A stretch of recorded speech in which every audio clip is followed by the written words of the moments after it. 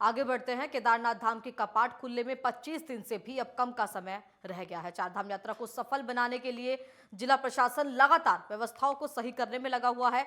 इसके तहत चारधाम की यात्रा में आने वाले श्रद्धालुओं के लिए पैदल मार्ग में लगातार सुधार भी किए जा रहे हैं, लेकिन लगातार हो रही बर्फबारी और बारिश की वजह से भी जिला प्रशासन को काफी दिक्कतों का सामना करना पड़ रहा है। इस समय पूरी केदार घाटी सफेद चादर से ढकी हुई है और इसी भारी बर्फबारी के चलते तमाम निर्माण कार्य बाधित है।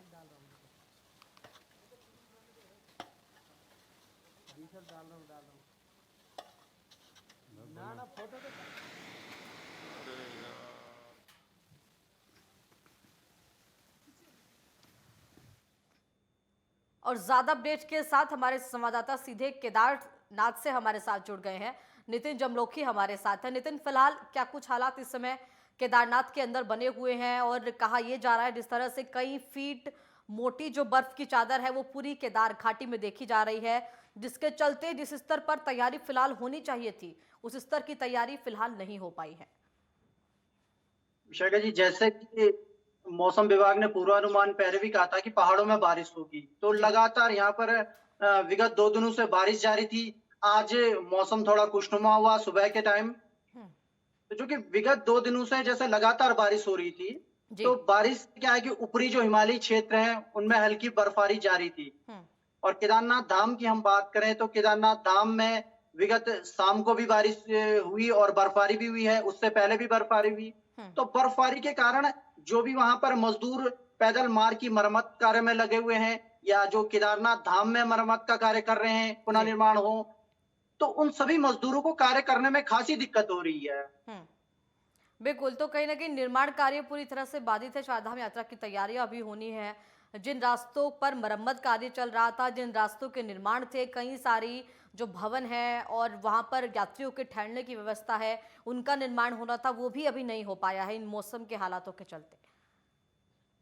मौसम की हम बात करें तो जैसे कि इस साल जो जून जनवरी का जो माह है, जनवरी फरवरी में बर्फबारी कम देखी गई है और हम्म। मार्च एंड होते होते बर्फबारी का दौर बढ़ रहा है, जी। क्योंकि मौसम भी एक तो बिल्कुल करवट ले रहा है, पहाड़ों के अनुकूल नहीं रह रहा है हम्म। और इस कारण काफी खासी दिक्कतें हो रही हैं कार्य करने में मजदूरों को। जहां जी। तक हम बात करें तो प्रशासन लगातार कार्य में जुटा हुआ है।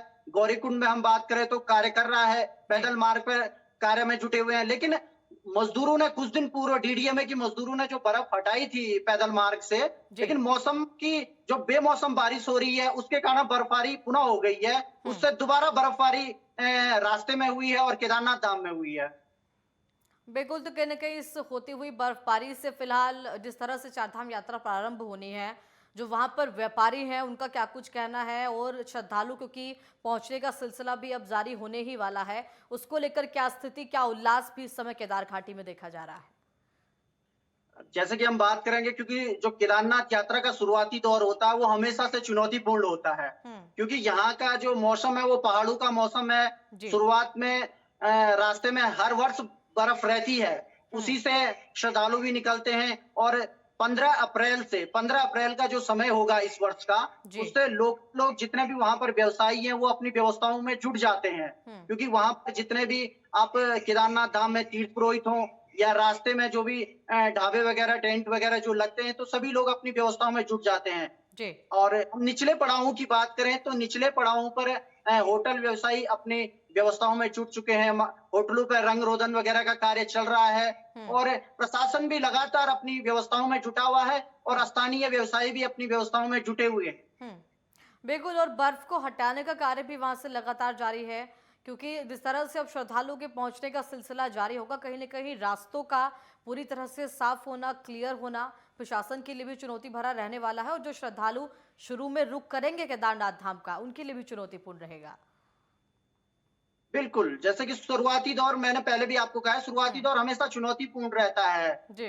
लेकिन यह है कि यहाँ पर पहाड़ों में जैसी श्रद्धालु आते हैं, तो वो बर्फ को देखकर एक खुशनुमा माहौल को देख के खुश हो जाते हैं। जी। तो लेकिन धीरे-धीरे अप्रैल का जो समय निकलेगा उसके बाद मौसम गर्माहट होती है तो बर्फ पिघलनी शुरू हो जाती है।